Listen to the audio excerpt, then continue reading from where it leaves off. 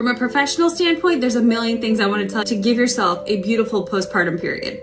Number one, do not ignore pelvic pain. I'm talking about postpartum definitely, but even when you're pregnant, 1 in 5 women usually has some kind of pelvic pain going on. Generally, that pelvic pain is going to be due to ligamentous laxity, things are softening, things are stretching, and things just don't feel great when you have a bowling ball sitting in your uterus. I would encourage you to reach out. You can Google it, you can look it up on reputable sites like Herman and Wallace, APTA, and find somebody near you that can help walk you through that. Number 2, leaking is not normal. It is not normal.